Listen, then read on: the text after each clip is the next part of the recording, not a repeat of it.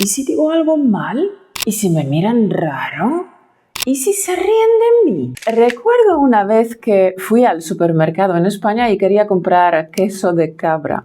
Hasta ahí, todo bien. Pero cuando llegué al mostrador, de repente, todo en mi cabeza se mezcló.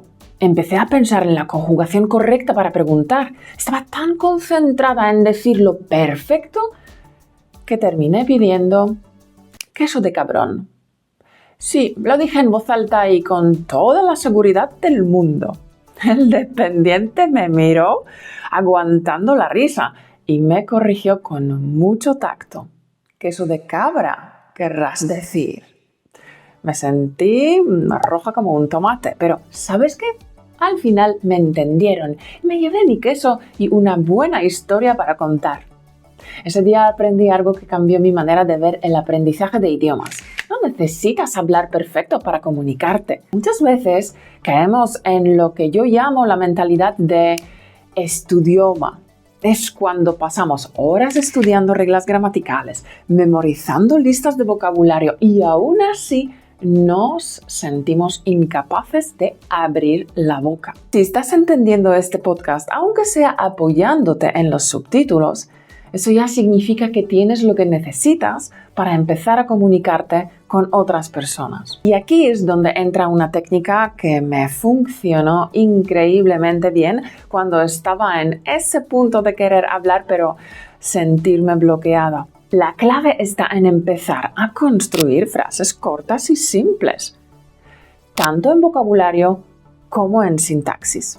Cuando empecé, yo también simplificaba todo. Decía cosas como quiero pan o ¿dónde está autobús? Y funcionaba. Poco a poco, esas frases simples te darán la confianza y la velocidad que necesitas. ¿Sabes qué? Cuando llegué a Madrid me encontraba en una situación bastante peculiar. Trabajaba sola todo el día. ¿El problema? Aunque escuchaba horas y horas de español, no tenía con quién practicarlo.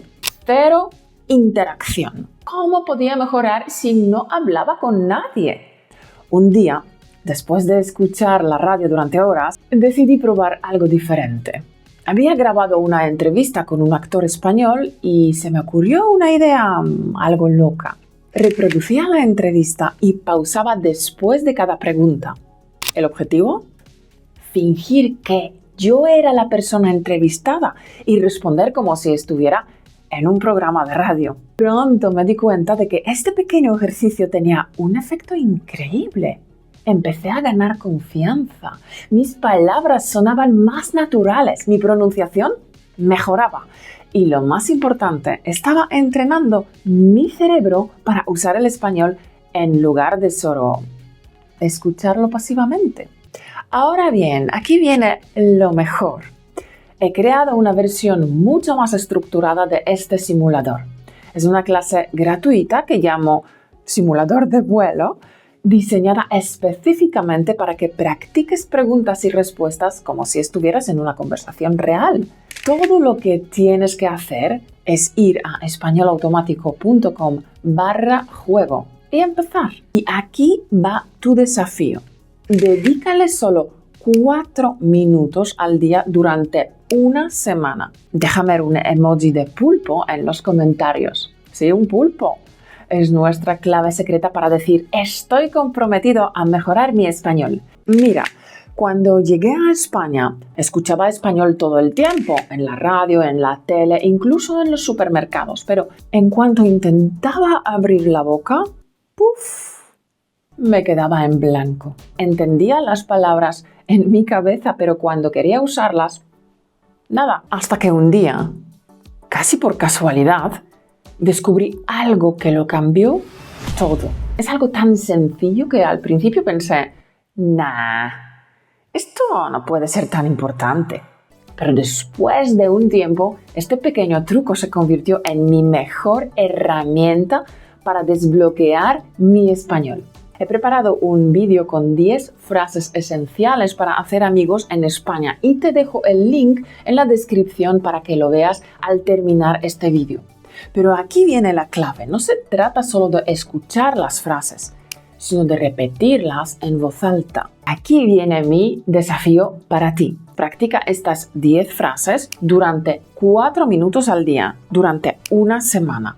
Ahora sí, llegamos al momento clave. Hubo un momento en el que me di cuenta de que mi mayor enemigo era mi propia voz. Era como si cada vez que intentaba decir algo, mi cerebro me susurrara: «No digas eso, suenas ridícula». Y decidí hacer algo radical. Me inventé una regla personal que llamé la hora española.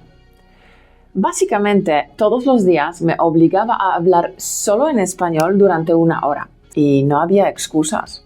Si necesitaba decir algo, aunque fuera para hablar conmigo misma, tenía que ser en español. Al hablar en voz alta todos los días, empecé a sentir que el español ya no era algo extraño.